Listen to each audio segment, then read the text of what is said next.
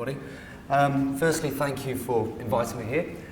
Just to introduce myself, I'm a partner at BCG and I run the digital ventures business for Asia.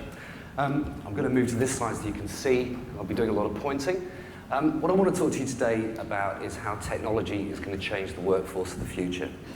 It's a pretty heavy topic. There's some scary information coming, but there's also some hope and I think a lot of action that hopefully all of you will be able to take. I want to start off by really a bit of a personal story as to why I think this is an important topic. So I've spent about the last 15 years designing and building technology products, and over the last few years I've started to notice a bit of a pattern. The work we do is generally good for our clients. They make more money, they get more efficiency, they get more market position. It's good for their customers. They get cheaper, faster, better products and services. I'm not sure, though, that necessarily the work that I do is always good for our client staff. And to give you an example, I've worked across many industries, I've worked across many countries. We're building a bank at the moment in India. And this bank won't have any branches, it won't have any call centers. All the interactions the customers have will be through this. This bank is going to employ many fewer people in the future. And over the last few years, I've started to see this pattern happen where companies embrace technology. And I believe in technology. Obviously, the work I do is about driving technology. They embrace technology, they're looking at revenue, they're looking at market position, but they're not always thinking holistically about the effects of technological change and technological acceleration. And it started to concern me slightly. And over the last sort of 2 or 3 years, really started to kind of research this. And then at the end of last year, I was speaking at a conference alongside a guy called Dr. Stefan Hajkovic, who's the principal research scientist for the CSIRO. And he also sits on the World Economic Forum Strategic Foresight Group, which is chaired by Eric Schmidt, who kind of knows what he's talking about. And I asked him this question, and he said, I was going to ask you the same thing. And when we realized that the CSIRO and BCG don't really have a detailed view as to what the long or even the medium-term effects of technological change might be, we thought we'd set up a research program to try and get into the detail and see what it is that we need to do to make sure that we're future-proofing not just businesses and technologies, but the economy and the way that we actually take our kids into that future world. So that's a pretty heavy kind of message to start with. So let me just get straight into a bit of an intro, kind of explain where we'll take this. I want to kind of headline, and just at a headline level, the nature of the research, the sort of questions that we're answering. Then talk about just one of 7 different kind of key insights that we're focusing on, about the fact that we think that education should be bigger than just investment in STEM. And then finally end up with an appeal to you all. I mean, I don't know everybody here, but I'm guessing there's a lot of innovators, technologists, creatives, designers, thought leaders in this sort of space. And I sincerely mean this when I say, I think you all have a very big personal role to play in making sure that the right future happens. So, let's go back.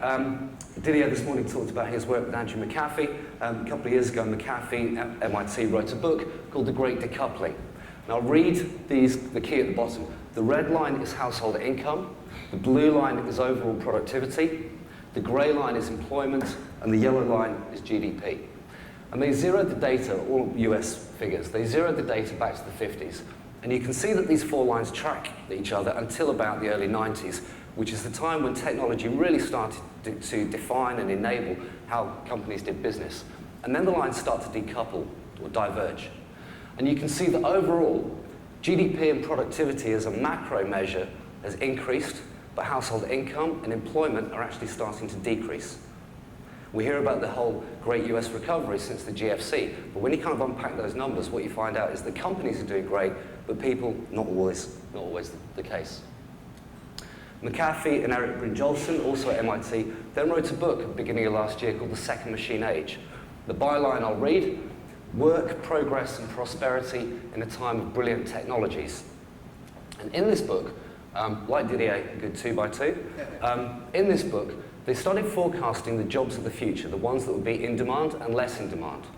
On the left-hand side, scientists, architects, designers, researchers, jobs that I would describe as involving synthesis, taking some known information, taking some process, taking some context, taking a discussion with a person, wrapping all of that up into some sort of insight and then applying it or communicating it. Very often from a doctor's perspective, it's what the patient doesn't say that helps the diagnosis as much as what the science tells the doctor about the patient. On the right-hand side, this is where we've got problems. Anything to do with information processing, anything to do with repetitive work, particularly anything to do with manual work, that's where we're going to see less demand in the future. Now, the big problem is that there are more people on the right-hand side than the left. The second problem is that when people exit these jobs, routine accounting work, for example, they don't immediately become architects or data scientists or designers in the future. So we've got a gap, we've got a lag. And what we're concerned about is the cumulative effect of that lag, in that it takes time to get somebody from one job to another. And what provision are we putting in place to enable that to happen? So there was then some really scary research done at the end of last year at the University of Oxford. A guy called Michael Osborne and his team, they studied 707 US occupations. And they looked at the probability of automation of those different jobs. And what they found on the right-hand side is that 47% of current US occupations are likely to be automated in the next 10 to 15 years. Now, slightly dark, so I'll explain about these three big bands here. The green one is office and administrative support. The grey one is sales. And the burgundy one is service. What's a bank? So I always have a little bit of a kind of an interaction here. Quite a young audience, but we'll try it anyway. Can you please put your hand up if you've got a child at school or university, or just a child in the family? When you look at this slide, just keep your hand up if looking at this slide makes you want to have a sit down with that child and make sure they don't end up in one of those occupations. Now keep your hand up if you've got enough information to have that conversation. Right, and that's why we're doing the research. So other countries are doing it too. Unfortunately, Australia is really a long way behind on this. There isn't really a government program. There's no one really kind of studying this at a detailed level. But it's worth looking to see what's happening around the world. In Germany, very German Industry 4.0 program, really looking at the future of manufacturing, the sort of skills they're going to need to train. In the UK, the Commission for Employment and Skills have developed 4 main scenarios to talk about workforce of the future. I'll give you the good one and the bad one. Little warning, neither of them are good. The disruptive scenario for 2030. Technological innovation drives the automation of white-collar work and brings large-scale job losses. Business as usual. Greater business flexibility and incremental innovation lead to modest economic growth, but often results in fewer opportunities and weakened job security for the low-skilled. In China, a very different approach, a very Chinese approach. The local government of Guangdong province, not Guangdong city, the province, has a current program that started this year, runs for 3 years. They're spending $152 billion on the automation of work. They're not researching it, they're doing it. And the program is called Replacing Humans with Robots. Right? But that's our competition, right? This is the way the world is now starting to work. So what does that mean here in Australia? So kind of going bottom up, these are the sort of questions that we're really trying to unpack. I live in Freshwater in Sydney. My sons go to St John the Baptist primary school. In China, earlier this year, they put a 3D printer into every single one of 400,000 primary and middle schools. There isn't a 3D printer at St John the Baptist in Freshie. What are we teaching? How are we equipping kids for the future, the type of work that they need to be doing, with the skills that they're going to require? The level up from that, we're all familiar with the idea of the autonomous car. Many of the predictions forecast that because of autonomous cars, we'll have many fewer cars on the road. What does that mean for transport systems? If we've got fewer people in work and a different nature of work, what does that mean for the nature of the built environment? What does it mean for the future of office blocks? Parking. They've got a $6 billion development at Barangaroo in Sydney. Underneath each one of those buildings is 8 or 9 stories of car park. In a world of autonomous cars and we don't have cars, that's a big hole. We've got to put something in it. At the regional level, there are many, many examples of this. I'll give you one, where there's a geographic concentration of a particular type of work that's about to be disrupted. By unfortunate coincidence, the 3 operators of the major mines around Mackay all chose Mackay as the site of their proof of concept for automation. As a result, Mackay's unemployment figure is just about to hit 16%. People can't sell their houses to move away because no one wants to move there. People are sitting on negative equity. And the truck drivers that were earning 150 grand a year to drive a truck around the mine can't get other work, and they can't service the mortgage because they bought the mortgage thinking they were going to keep earning 150 grand a year. At the national level, investment in technology in Asia is way outstripping what's happening here in Australia. And these headlines are from the Telegraph of London, the Financial Times, the Wall Street Journal. This is not kind of crackpot kind of journalism. But we've got places in China leading the world in terms of thinking about things like AI. What's the comparative advantage and what's the role for Australia in this type of Asian future? So very briefly, we're doing a lot of work with companies in this space. The headline here on the left is basically there's going to be a major shift in the number of jobs and the number of staff. There's a lot of opportunities. What are the future transport networks? What are the future shapes of urban Australia? What is it we're going to teach in the future? We're trying, as Didier said before, to be optimistic about this. We can see a problem coming, and rather than just kind of put our heads in the sand or get apocalyptic about the way the future might be, we'll say, well, let's first understand the problem, and then we can see what we want to do about it. And it's that detailed understanding that we're trying to build. We're also doing a lot of work with government on this, particularly through the CSIRO, and particularly since Turnbull became PM. This program started really as a bit of a side project for Stefan and I, and it's about to be featured in the new Christopher Pyne innovation policy that's coming out in the next couple of weeks. But we're working with Treasury and the Productivity Commission, Department of Education and Employment, to really understand not just what happens to a job in a context, but what's the cumulative effect across different industries, across different geographies, across different job categories, and what does that mean for policy? So that's probably enough in terms of headlining the program. Usually when I get to this stage, people are starting to go, okay, great, I get it, show me the detail. So don't have very long, so I'm only going to give you a couple of examples. Because we're trying to be balanced in this, we're not just looking at where do jobs disappear, we're saying how does technology augment or enable or drive growth in the future? And these two lines here, the grey line is the number of people employed in photographic development and printing. And obviously, we had the Kodak conversation just now, that number is reducing. However, digital cameras have increased the number of photographers in the field, creating amazing things, very kind of value creating and value adding. So there's a kind of netting out effect. There's actually, in fact, in this particular instance, a little bit of growth. This is also illustrated when we look at printers versus graphic designers. Fewer people working in the print industry, many more people working in graphic design.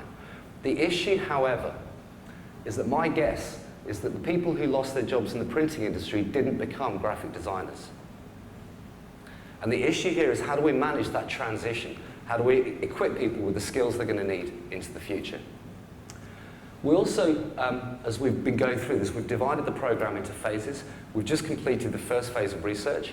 There's 7 major kind of focus areas that we're looking at. So you can read what they are, I won't bore you by reading them. I wasn't going to talk about any of them except for education, but given that I know Daniel and I realised that he was going to be talking about venture capital in his session just now, I thought I'd just share with you a couple of data points about venture capital in Australia. I think you know what's coming. I don't know where the bell is, but anyway, I'm going to ignore it. I've got at least another 5 minutes. Thank you. So venture capital in the US, hugely successful, driver of innovation, driver of growth, completely correlated with job creation. In the US, they've increased investment since the GFC. Something between 600 and 800 new ventures every year are backed by venture capital. Venture-backed businesses are responsible for 11% of all jobs and 21% of GDP in the US. In Australia, investment is in decline since the GFC, and venture-backed businesses in Australia are responsible for 0.02% of the GDP of this country. And an effect of that, there was a 50% increase in the number of patents in Australia between 1999 and 2013. That kind of sounds okay, but it was basically just time that took care of that. There was a 16 times increase in the number of patents in China in the same period, and they proportionally to GDP put less money into VC. So I'm not really going to kind of bounce through these. I mean, the bell has kind of shortened my explanation here slightly, but there's a bunch of different programs that are starting up within these kind of middle 5. I want to focus on education because of the type of people in the room. Because, again, you're innovators, you're creatives, you're technologists, you have a lot of skills that aren't necessarily kind of educated skills. They're more kind of personal skills. And I really want to focus on this to finish up with. 70% of employers say that STEM skills, so science, technology, engineering, and maths, STEM skills are what they're looking for. And 75% of the fast growth occupations require STEM as part of the work. However, in Australia, STEM participation is in decline. Australia is almost last in the OECD PISA rankings when it comes to STEM. And whilst we talk about investing in STEM, We're actually investing less proportionally from a low base, and that is felt at the university level, where most students going to university are not studying STEM-related courses. To set this against what's happening elsewhere, China and India by 2030 are going to produce 60% of the world's STEM graduates. So when you hear the newspapers, or in the newspapers, and the politicians talking about we're going to invest in STEM, what I need you all to do is say that's not enough. We can't just invest in STEM from a low base and think we're going to be okay. There's something else we've got to do. But to give you another little problem, this is what we're starting to call the age of the graduate barista. Now this line here shows the number of people in full-time work with degrees as a proportion of those available for full-time work. Graduate participation in work is reducing in this country, particularly in people 28 and below. And in a few years' time, everybody, pretty much, is going to have a degree. A third of everybody in the OECD has a tertiary degree. A degree on its own is no longer enough to guarantee employment, to guarantee the sort of skills we're going to need.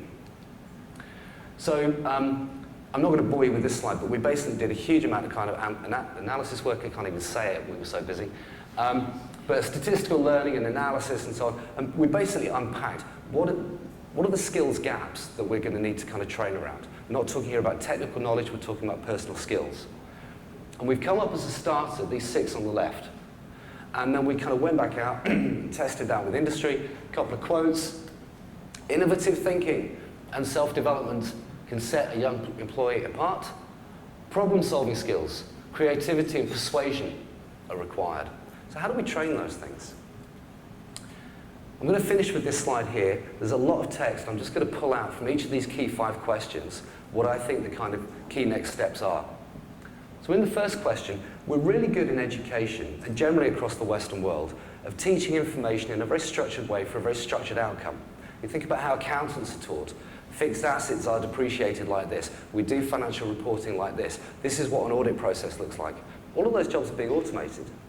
We're not teaching accountants how to commercially forecast, how to budget 4 times a year, how to deal with trade-off decisions, how to understand ROI when the business doesn't even exist. It's a completely new product. So how are we teaching people to deal with this very kind of ambiguous and unstructured environment? The second point, Iceland put the innovation education into the national curriculum in 2007. Where's ours? The third one, given the constant pace of change that we're going to see, and I don't know when the end date for that is, but we know that the pace of change, the nature of change, the interconnectivity of what we're doing is increasing. Lifelong learning becomes really important. Now, you're all smart people, but just as a quick show of hands, how many of you are actually planning to study at some point in 2016? Should be all of us. I'm not. I'm not in that group. But lifelong learning is going to be a really important part of staying up to date with what's going on so that we can then apply those skills. The fourth one, it's actually quite difficult to go about lifelong learning because the education system isn't built around it. If you think about the business models and the kind of products and services that universities and TAFEs and online courses provide, it's not really geared up to lifelong learning. How do we invest in this, and how do we create an environment where that's actually possible? And then lastly, those graphs and the stats around youth unemployment and the fact that graduates aren't employed would really suggest that there's actually a lot that needs to be done to identify the skills that are required and kind of reverse that back into the education system and make sure that people are coming out of education not just with learned skills, but soft skills as well. So my final comment, really back to you all. I'm sure you guys do amazing work with banks, with retailers, with telcos. I would love it if you could do more work with education, because the education system needs innovators and technologists and designers. We've got a problem that's coming. We're starting to understand it. There's no use trying to say, oh, look, we just want to be optimistic and just focus on the cool stuff that technology can do. We need to understand that there's a new economy coming, and people like you have a really major role in that. So, thank you.